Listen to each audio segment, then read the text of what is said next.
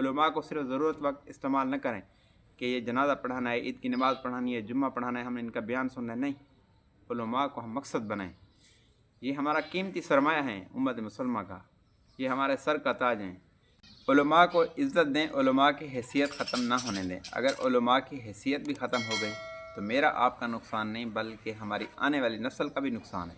इसलिए हम उलमा से मोहब्बत करें और उलमा से मोहब्बत करने का हम सबूत दें कि हम उलमा से मोहब्बत करते हैं। खुदा की कसम, उलमा कौन लोग हैं? उलमा वो लोग होते हैं जो मस्जिद की सीढ़ियों में बैठकर 10-10 रुपए मांगते हैं, हमारी ज्योतियों में बैठकर 10-10 रुपए मांगते हैं। वो किस लिए मांगते हैं? अपने काम के लिए नहीं, अपनी गाड़ी के पेट्रोल के लिए नहीं, डीजल के लिए नहीं, अपने घर के खर्चे के लिए नहीं।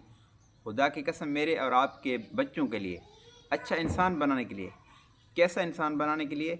ऐसा इंसान बनाने के लिए जो दुनिया में कामयाब और आखिरत में कामयाब हो जाए। एक अच्छा और बाशऊर इंसान बनाते हैं। तो 10 रुपये जो सीढ़ी में बैठ कर मांगते हैं, जो हम 10 देने के लिए भी तैयार नहीं, वो 10 रुपये भी हमारे बच्चों के लिए होते हैं। इनसे बड़ा मोहसिन और खैरखा कौन होगा दुनिया में हमारा? खुदा की कसम, ये सबसे ज़्यादा मोहसिन और हमारी खैर चाहने वाले लोग हैं, जो अपना जान माल वक़्त लगाकर दर दर के धक्के खाकर, खुदा की कसम ये ख़ानदानी लोग होते हैं, बड़ी इज़्ज़त वाले लोग होते हैं। हम इनकी जूती की खाक के बराबर नहीं होते।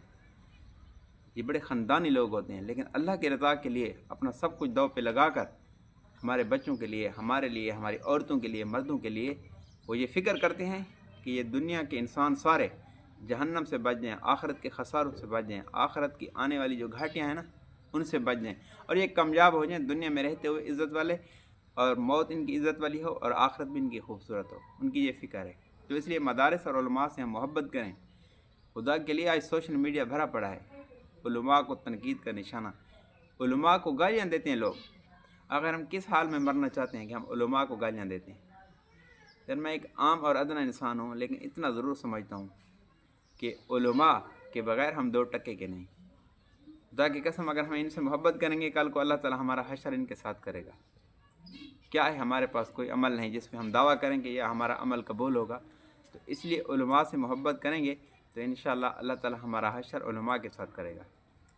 उलमा के साथ इसलिए इंसान ताल्लुक़ रखे। सिर्फ हम इनको ज़रूरत के वक्त इस्तेमाल न करें। उलमा को सिर्फ ज़रूरत वक्त इस्तेमाल न करें कि ये जनाजा पढ़ाना है, ईद की नमाज़ पढ़ानी है, जुम्मा पढ़ाना है, हमने इनका बयान सुनना है। नहीं, उलमा को हम मकसद बनाएं।